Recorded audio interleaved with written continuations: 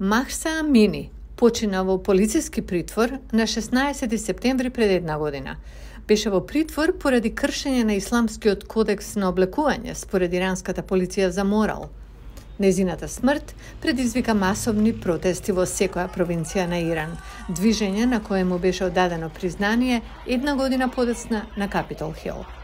Предводено од жени и девојки кои бараа достоинство, почит и промени, режимот одговори со брутална репресија, што резултираше со повеќе од 600 убиени и речиси 22.000 апсења.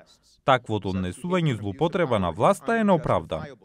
Но многу републиканци во Конгресот се загрижени дека Иран не го решил своето досие за кршењето на човековите права во време кога има корист од договорот со администрацијата на Бајден за одмрзнување на 6 милиарди американски долари од иранскиот имот во замена за ослободување на 5 американски заложници.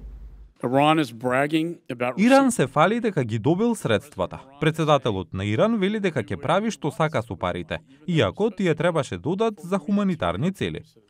Аналитичарот Бехнам Бен Талеблу, кој вели дека добил закани од Исламската република, исто така го критикуваше потегот. Неодамнешните исплати за откуп можеби го отвараат патот за заобиколување на Конгресот. Исто така, како што е објавено, ќе ги оживее наместо да ги врати наназад незаконските нуклеарни капацитети и инфраструктурата на Иран. Белата куќа ја бранеше одлуката, велејќи дека средствата ќе добијат уште поголем надзор по нивниот трансфер. Ќе продолжиме да се спротивставуваме на Иран, на кршењето на човековите права од страна на режимот. Ќе продолжиме да се спротивставуваме на нивните дестабилизирачки акции во странство и неговата поддршка за тероризмот. Аналитичарите ги предупредија законодавците дека одлуката на поранешниот председател Доналд Трамп да излезе од нуклеарниот договор со Иран ги става САД во тешка позиција. Дипломатија, преговори, одмрзнување на имот, тоа е се што некогаш функционирало.